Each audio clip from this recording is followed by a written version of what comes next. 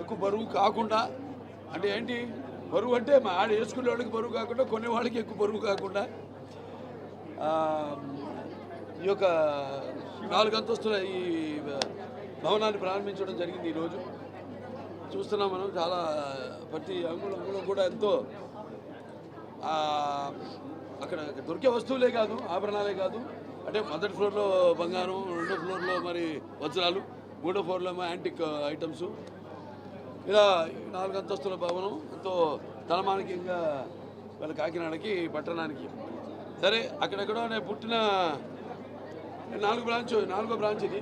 మొదటి బ్రాంచు అక్కడ హైదరాబాద్లో, రెండో బ్రాంచ్ విజయవాడ, మళ్ళీ మూడో బ్రాంచ్ నా చేతుల మీదుగా విజయవాడలో ప్రారంభించడం. అలాగే ఇక్కడ ఈ 4వ బ్రాంచ్ ఇక్కడ కాకినాడలో, అంటే ముందు పుట్టినిల్లు, ఆ తర్వాత ఇక్కడ మెట్టినిల్లు. మా మామగారిది ఇక్కడే కాకినాడ, అంతే కదండి. మహిళలకి ఇలా మెట్టినిల్లు, మగవాళ్ళకి ఉన్నదాన్ని మెట్టినిల్లు. ఎప్పుడు అత్తారిల్లు అంటారు. మా అత్తగారిది కృష్ణా జిల్లా, మా మామగారిది ఇక్కడ తూర్పుగోదావరి జిల్లా కాకినాడ, అంటే అక్కడ పామరు కపిలేశ్వరపురం దగ్గర. అదే వాళ్ళు చెప్తున్నాను, గోదావరి జిల్లా అంటే వాళ్ళ ఇక్కడ ప్రజల యొక్క వాళ్ళ యొక్క అభిమానం, వాళ్ళ యొక్క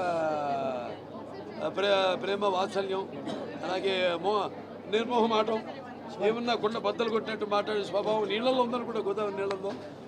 అలాగే వెటకారం అదే ఇక్కడ పుట్టుంటుంది వెటకారం అన్న పదానికి అర్థం.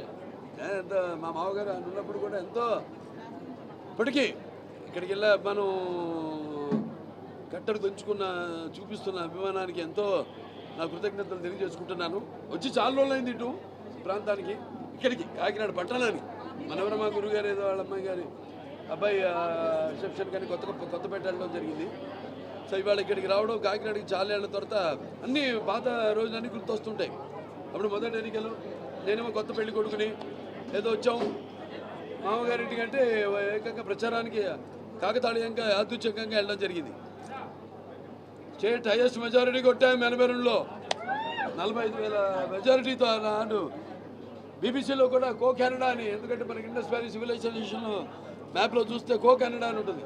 ఆ బ్రిటిష్ వాళ్ళకి నోటు తెరక్క కో కెనడా అని, లేకపోతే రకరకాల పేర్లతో ఒక్కొక్క ఎలాగైతే కాలజ్ఞానం అప్పుడు బ్రహ్మంగారు కానివ్వండి, నాస్ట్రాడామస్ వాళ్ళందరూ కూడా పేర్లు తర్జుమా చేసి అదొక వేరే కథ అనుకోండి.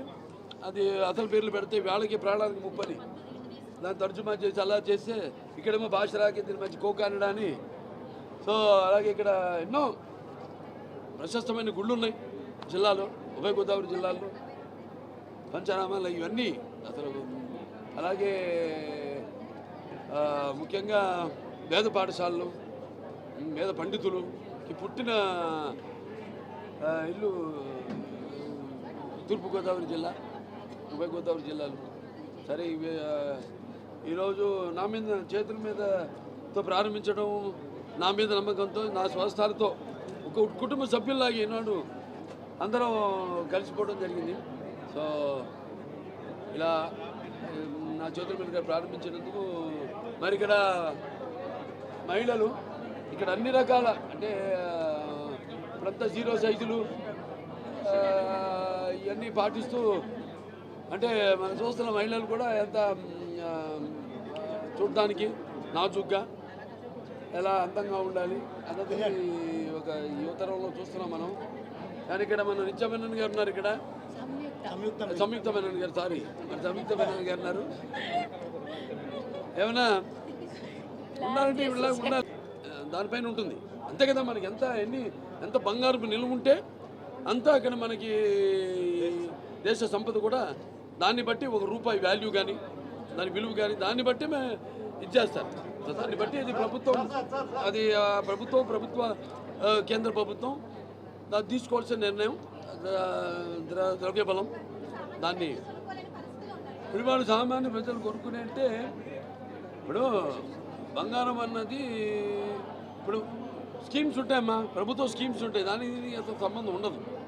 స్కీమ్స్ అన్నది ఏంటంటే పేద ప్రజలకి, వాళ్ళకి, మనకి ప్రభుత్వం ఇచ్చే వాళ్ళకి అతి తక్కువ వాళ్ళ ఇన్సెంటివ్స్ ఇవ్వడం వాళ్ళకి. బంగారం అన్నది జనరల్గా కేంద్ర ప్రభుత్వం యొక్క దీన్ని వాళ్ళ విధి విధానాలను బట్టి ఉంటుంది.